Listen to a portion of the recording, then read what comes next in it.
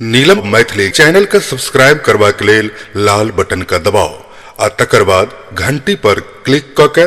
नव नव मैथिली गीतक आनंद उठाओ।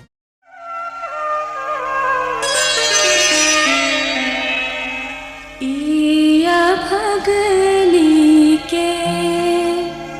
पिया एको पल नहीं बुझी पलो कही के गेलो अब क्षण में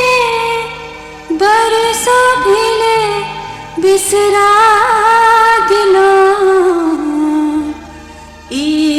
भगली के पिया एको पल नहीं बुझी पलो।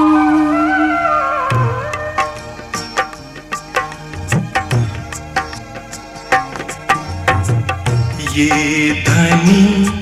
किया रूस पैसलौ गेला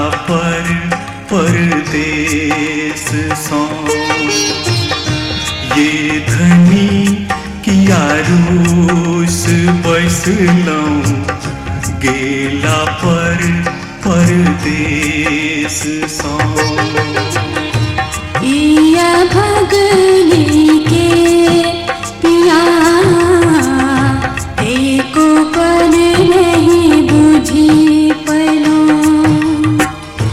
कही के गेलो अब क्षण में बरसों भिले बिसरा दिलो कही के गेलो अब क्षण में बरसों भिले बिसरा दिलो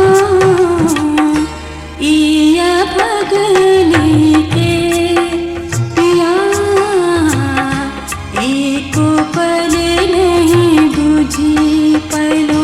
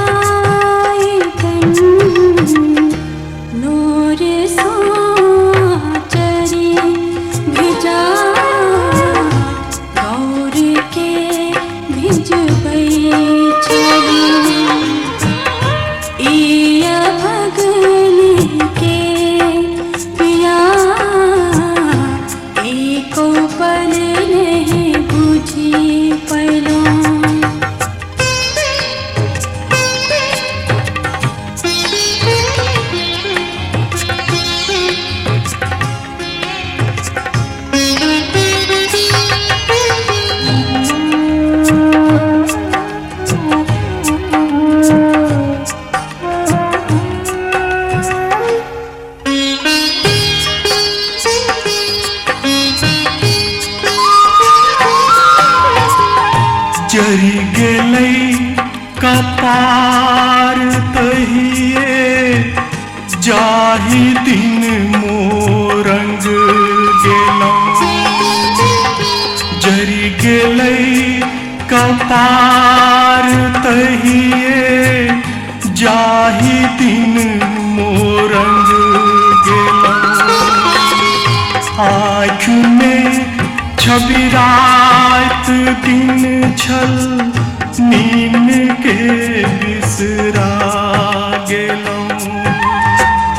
बतहा सब संगी कहै छल जीव को नाई कलेस सो बतहा सब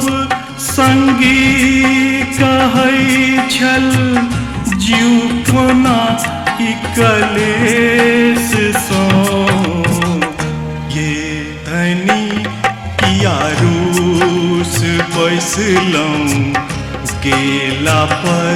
परदेस सो ये धनी किया रूस बैसलौं गेला परदेस सो